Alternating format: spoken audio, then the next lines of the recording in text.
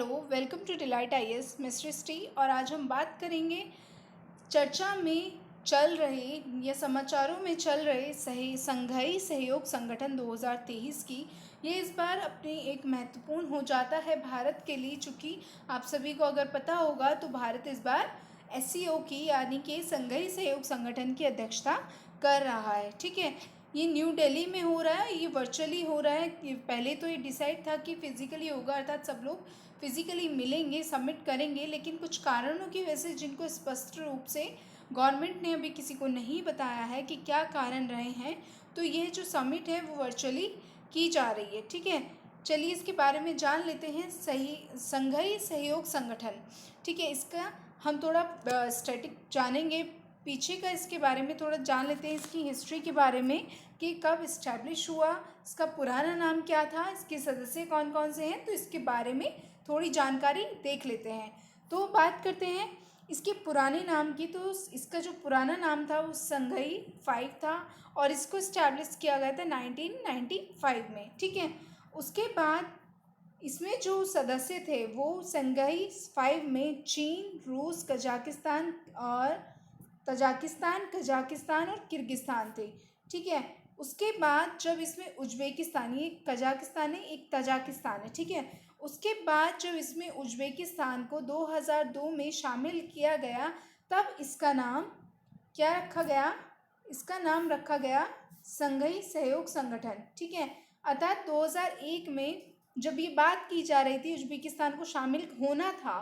ठीक है, जो फाइनली वो समिट में आया, जब उसने पार्टिसिपेट किया तो वो 2002 में किया, लेकिन जो बातें चल रही थी वो 2001 से उसको शामिल होने की चल रही थी। तो 2001 में ये संघाई सहयोग संगठन नाम से संगठन बनाया गया। ठीक है, उसके बाद ये कितने हो गए सदस्य? 6 हो गए। उसके बाद भारत एवं पाकिस्तान ने इसमें शामिल होने का प्रपोजल रखा 2016 में। अस्ताना में जो समिट हुई थी 2016 में, उसमें रखा और उसके बाद भारत और पाकिस्तान को शामिल कर लिया। और 2017 में, ठीक है, 2017 में फाइनली भारत और पाकिस्तान ने इसकी पहले सम्मेलन, अर्थात भारत और पाकिस्तान की तरफ से जो पहला सम्मेलन था, उसमें भारत और पाकिस्तान का पहला सम्मेलन जो था उसमें ये शामिल हुए 2017 में। ठीक है, उसके बाद ईरान 2021 में ईरान इसमें शामिल हुआ। तो अब जाके टोटल जो इसके सदस्य बैठ जाते हैं वो है 9। ठीक है, तो एससीओ के यदि आपसे पूछे कि कितने सदस्य हैं, तो 9 सदस्य इसके हैं। आगे देखिए, इसकी जो भाषा के बारे में बात करें कि इसकी भाषा को जो स्वरूप है, भाषा कौन सी भाषा को बताया गया है, तो रूसी एवं चीनी भाषा इसकी मुख्य भाषाएं हैं।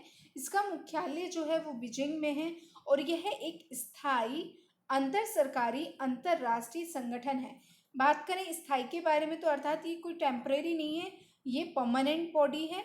ठीक है, अंतर सरकारी की का बात करें तो अंतर सरकारी अर्थात जो भी सदस्य राष्ट्र हैं या जो भी इसमें शामिल होना चाहते हैं वो सरकार के प्रमुख ही होंगे। ठीक है, वो सरकार के प्रमुख होंगे, तो इसलिए ये अंतर सरकारी और अंतर्राष्ट्रीय अर्थात सभी देशों से मिला है, तो अंतर्राष्ट्रीय संगठन हो ही जाता है। आई होप कि ये चीज़ आपको क्लियर हो गई हो कि इसको स्थायी अंतर सरकारी अंतर्राष्ट्रीय संगठन क्यों कहा जाता है। बात करें इसके उद्देश्य की कि इसका उद्देश्य क्या है। इसको बनाने का उद्देश्य है विश्वास को मजबूत करना, राजनीति, व्यापार, अर्थव्यवस्था, अनुसंधान, प्रौद्योगिकी पर सहयोग को बढ़ाना। ठीक है, जितने भी ये सदस्य राष्ट्र हैं ये एक दूसरे के लिए सहयोग करें इन सब मुद्दों में। ठीक है, जैसे शांति, सुरक्षा, स्थिरता, इन सबको बढ़ावा दिया जाए। आगे बात करें, यूरेशियन, यूरोप और एशिया के देशों को मिलाकर राजनीतिक, आर्थिक एवं अन्य संगठन जैसे कि शांति, सुरक्षा, स्थिरता पे ये बात करते हैं। यूरेशियन और यूरोप तथा एशिया के देश इसमें मिले हुए हैं।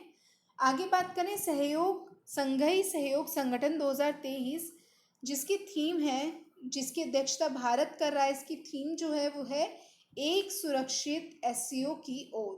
ठीक है, तो यहाँ पे सुरक्षा को, शांति को बहुत ज़्यादा जोर दिया जा रहा है। वो इसलिए कि आप देख ही रहे होंगे कि यूक्रेन संकट, रूस यूक्रेन युद्ध चल रहा है, अफगानिस्तान में भी कितना कुछ चल रहा है। तो अफ़गानिस्तान में भी इतनी सारी चीज़ें हुई, तो शांति को बनाए रखने और सुरक्षा के बारे में जहाँ तक है उम्मीद है कि इन सब चीज़ों पे इस पे बात होगी। बात कर लेते हैं इस बार में जो हो रहा है, तो भारत इसकी मेज़बानी कर रहा है, ये इम्पोर्टेंट बात हो जाती है। और भारत को इसका इसका अध्यक्ष कब बनाया गया, तो लास्ट ईयर 16 सितंबर को उज्बेकिस्तान के समरकंद में सम्मेलन हुआ था और इसी में भारत को अध्यक्ष बनाया था और इसीलिए भारत इस बार इसकी मेजबानी कर रहा है। शामिल देश और सभी जो कुछ प्रमुख हैं, तुर्कमेनिस्तान जो है इसका प्रमुख अतिथि है और बहुत सारी जो 6 अंतर्राष्ट्रीय क्षेत्रीय संगठन के प्रमुख हैं, जैसे कि आसियान, CIS अर्थात Commonwealth of Independence State, CSTO Collective Security Treaty Organisation और SCO के सचिवालय के जो सचिव हैं और SCO रेट्स RATS अर्थात रीजनल एंटी टेररिस्ट स्ट्रक्चर के प्रमुख भी इसमें शामिल होंगे।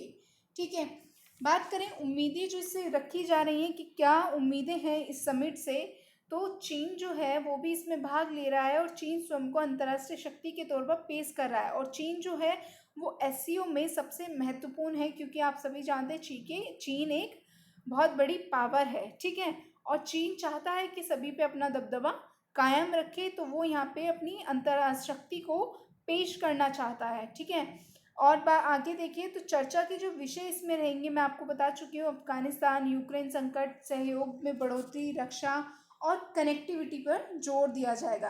कनेक्टिविटी अर्थात एक दूसरे देशों से व्यापार। ठीक है, यहाँ भारत हो गया, पाकिस्तान हो गया, ठीक है, और भी जो देश इसमें शामिल है जैसे ईरान हो गया, तो कनेक्टिविटी को, व्यापार को एक दूसरे के साथ बढ़ाने को लेकर यहाँ पे उम्मीदें हैं कि इन पे बातें होंगी। भारत के लिए SCO कैसे महत्वपूर्ण है उस पर चर्चा करें, तो भारत के लिए SCO जो मध्य एशियाई देश हैं उनसे संबंधों को मजबूत बनाने के लिए यह बहुत ज़्यादा महत्वपूर्ण हो जाता है, क्योंकि आप देखेंगे तो भारत का जो कनेक्टिविटी है मध्य एशियाई देशों से वो पाकिस्तान से होकर जाती है और यहाँ पर प्राचीन ऐतिहासिक, सांस्कृतिक और सभ्यतागत जो संबंध हैं उनमें पाकिस्तान ने हमेशा बाधा पहुँचाई है, क्योंकि ये हमें क्या करता है कि हमें यहाँ से व्यापार के लिए रास्ता जाने का, मार्ग जाने का नहीं देता है, मार्ग है ना। तो यहाँ पे भारत को लेकर भारत के व्यापार को मध्य एशियाई देशों में पहुँचाने में बहुत ज़्यादा परेशानियों का सामना करना पड़ता है, दिक्कतों का सामना करना पड़ता है। इस चीज़ को लेकर भी यहाँ पे भारत जहाँ तक हो सकता है कि बात करेगा, ये उम्मीदें रखी जा रही हैं कि वो अपना कैसे मध्य एशियाई जो देश हैं उनके साथ व्यापार में कनेक्टिविटी को बढ़ाए। ठीक है, आगे बात करें तो 4 प्रमुख दस्तावेज हैं, जैसे कि विकट्टरतावाद, बाजरा, जैसे कि आपको पता है कि 2023 को अंतर्राष्ट्रीय मिलेट वर्ष के रूप में घोषित किया गया है, बाजरा दिवस के मोटे अनाज के रूप में भी घोषित किया गया है, तो यहाँ पे बाजरा भी इम्पोर्टेंट हो जाता है। मिशन लाइफ और डिजिटलाइजेशन के बारे में इस पर बातें की जा सकती हैं। ठीक है, ये सब उम्मीदें बनाई जा रही हैं और हो सकता है इन पे भी बातें हो ही हों, ये भी है। ठीक है, सदस्यों के बीच यहाँ पे व्यापार पर भी वार्ता, अर्थात जो मेन मोटिव है, जो मेन मुद्दा है यहाँ पे वार्ता करने का समिट में, वो आपका है सुरक्षा, शांति, व्यापार, कनेक्टिविटी। ठीक है, सहयोग, एक दूसरे को सहयोग देना, व्यापार में सहयोग, सहायता करना। ठीक है, तो ये कुछ चीज़ें हैं और मध्य एशियाई देशों के साथ व्यापार करने के और ज़्यादा अवसर खुल सकते हैं। इस चीज़ पर भी यहाँ पे इंडिया इसको क्या है, इम्पोर्टेंस देगा।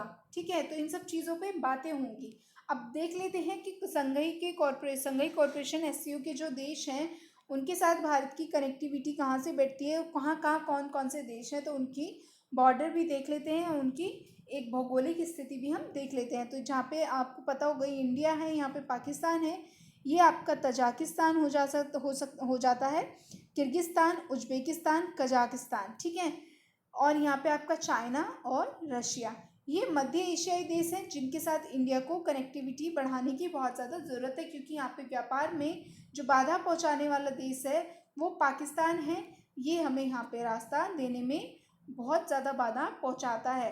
ठीक है, तो ये कुछ मुद्दे हैं, ये कुछ चीज़ें हैं जो इम्पोर्टेंट हो जाती हैं SCO से रिलेटेड। आगे जो और भी चीज़ें बाहर आएंगी, खुल के आएंगी, हम उस पर भी एक नया वीडियो बनाएंगे। ठीक है, तो अभी के लिए आपके लिए इतना ही था। Thank you so much for watching. और आप हमारा टेलीग्राम ज्वाइन कर सकते हैं, जो डिलाइट IAS, वहाँ पे आपको daily current affair, news, mail से रिलेटेड चीज़ें और प्रीलिम्स से भी महत्वपूर्ण चीज़ें आपको वहाँ पे उपलब्ध कराई जा रही हैं। तो जाइए और ज्वाइन करें। Thank you for watching.